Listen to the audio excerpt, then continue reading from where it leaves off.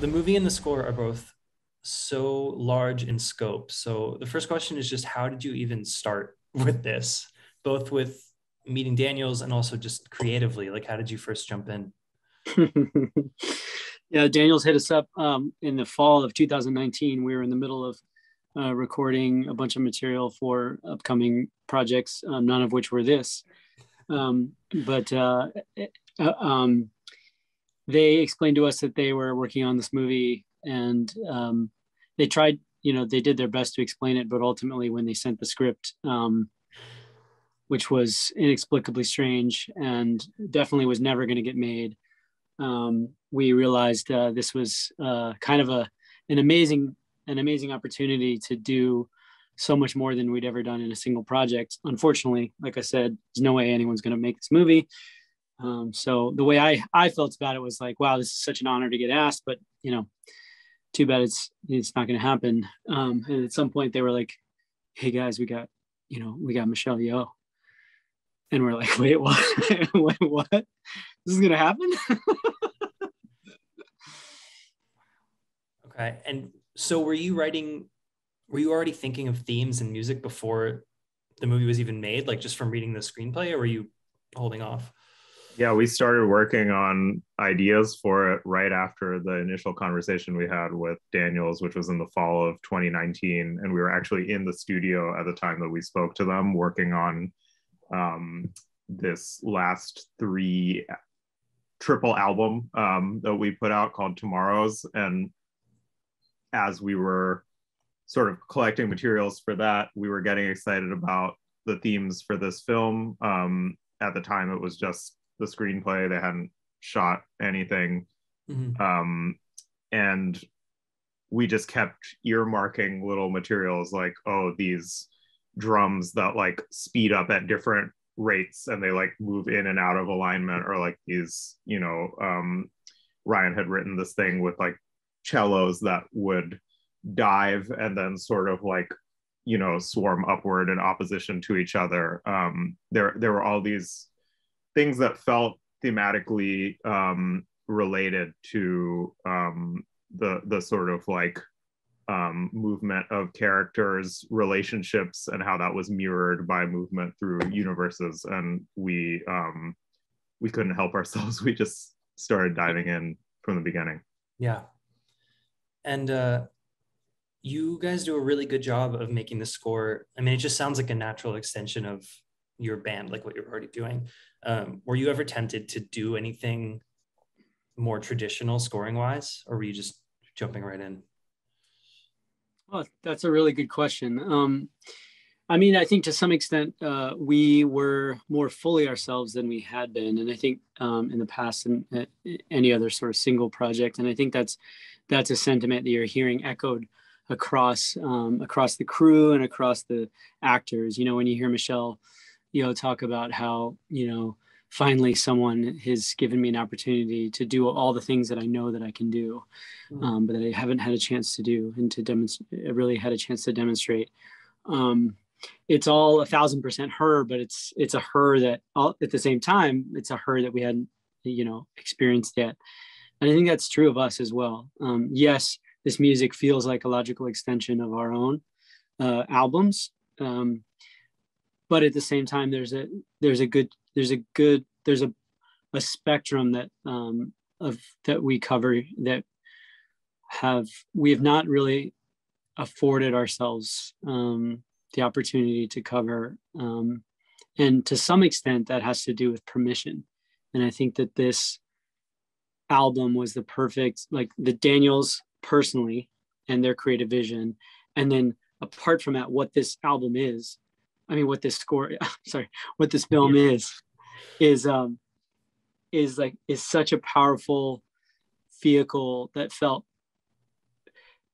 such a powerful vehicle for us to just discover new things about ourselves, to give ourselves permission to go places we hadn't been before. And sometimes that's all you need. Do you feel like that has kind of empowered you to do that in your band work for, moving forward? I mean, I hope so. I think I don't know if it means that we'll ever make a Son Lux song that sounds like the Hot Dog Hands musical, but you never know. Yeah, sure. And you also have a lot of, great collaborators on this score. Like, what made you want to bring in people like Randy Newman or Mitski or David Byrne? Randy Newman was was the Daniels' dream. They had this wild notion that a certain character would be voiced by Randy Newman. No spoilers. And on the strength of the film in its rough state, to rough cut state, he agreed to go for it. And part of his he even said that he watched it with his whole family, and he said his wife hadn't laughed so hard the entire pandemic. And part of his role was to sing a part of a song on camera. Voice a character that's singing a song on camera. And so my idea was, well, damn, if he's going to sing part of a song and he's like got to come into the studio and do ADR, and could I just like maybe write the whole song and then have him sing the whole song? And yeah. And sure enough, that's what we did. It's not a long song, it's not elaborate or anything, but that's what we did. And he was super down for it. Right. And once we had his performance, then we could build a whole song around it. And insanely, I wound up singing in duet with him, which was another thing that was at the encouragement of the Daniels that I never would have given myself permission to do. And it is true of all of the collaborators that the additional musicians that we brought in. I think I can safely say that apart from our participation at all of them were so enthusiastic about the movie itself. And it meant something so deep to each person that they would have jumped on board if we weren't even part of the picture. So definitely don't want to take any credit for all those, those additional musicians that were featured, that are featured, the folks whose names maybe you recognize. Sure. Really, credit goes to just like how great this film is that the Daniels have made. Sure. And the film, kind of does a lot of playful referencing of other movies and genres. And it sounds like the music kind of jumps in every once in a while. On the soundtrack, there's one song called, Plug Fight. And it sounds like you kind of referenced The Matrix a little bit. Can you confirm or deny if this was intentional? I mean, I think a similar question could be posed to the film itself, because there are a lot of aspects of the film as a multiverse, sci-fi sort of action thriller being one of the many movies that it is simultaneously. Like, to what extent is it indebted to The Matrix? Because I think that what we did with the music is definitely like following in sort of the like direction that the picture prescribed in a way. And I think it's interesting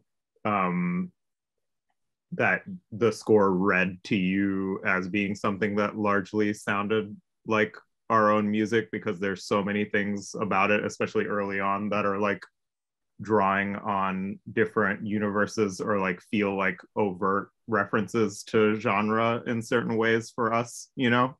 And that was by design, because the idea was that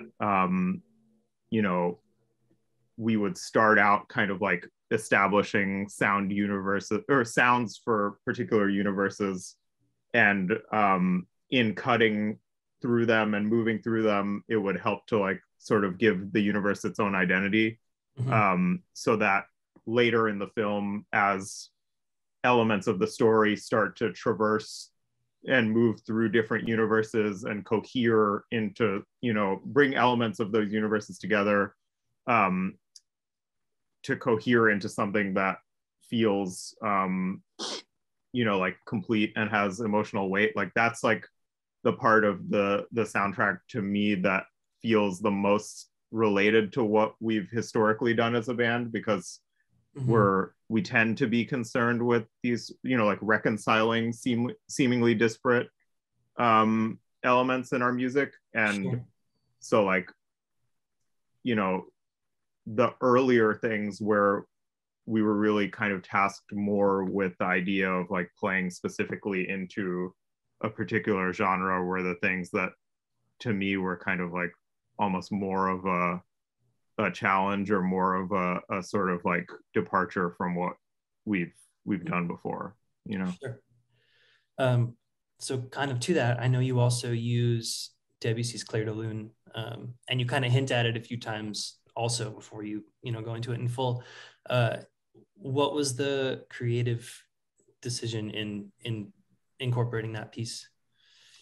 This is one of my favorite little like ideas for the whole score, was to give Deidre Clair de Lune as her theme. Deidre is one of the chief antagonists in the film, and to give her something that is a theme that is so tender and sweet and bucolic was an idea that only Daniels would have come up with, and in fact they did. That idea will go down in history as something probably we came up with, but just to set the record straight, this was a very stupid idea that the Daniels had, that personally I was very skeptical about.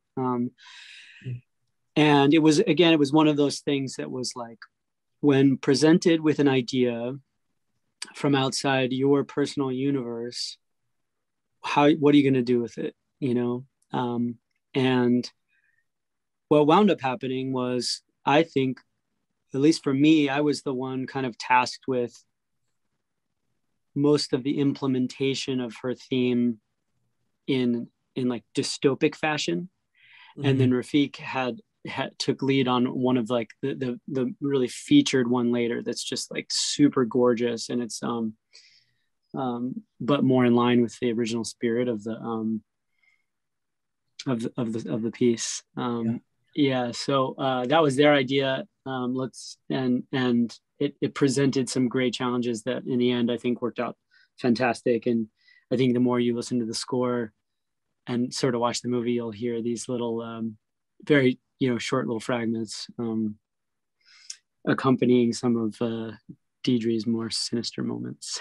Yeah, that's awesome. Well, I think that's about all the time we have, but just one more thing for anyone that maybe wasn't aware of you guys before the film and now is listening to all your music. What's next for you? You're about to go on tour, I think, right? Yes. Yeah, we're going on our first tour since 2019. Wow. We're like, fresh out the gate with a bunch of brand new music. We're doing a lot of things differently than we ever have on stage for the first time, and we're all really, really excited, not only just to be out there playing for people again, but to be kind of coming at it in a new way, and a way that I think like gives all of us more freedom and more presence in the moment. We're really excited to share the music live. It's going to be a big circle around North America, starting in late April and going through early June. So excited about it. I think, just real quick, just to tag along on that answer, you had asked about how like, this movie would impact like the band going forward. I know, speaking for me personally, this movie feels like it was a giant risk in so many ways with so many people.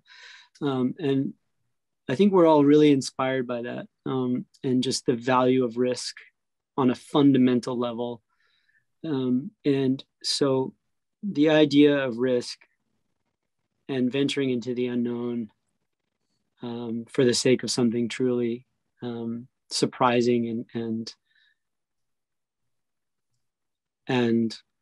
vivid and unique. That's something that we've introduced into our live set. And it's the thing I think for me personally is the most exciting. And it will mean that every night is different.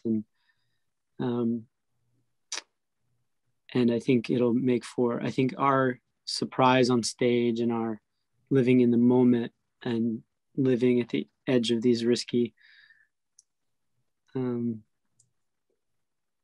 living in the risk, I think will read really well on stage and be an exciting experience for everyone.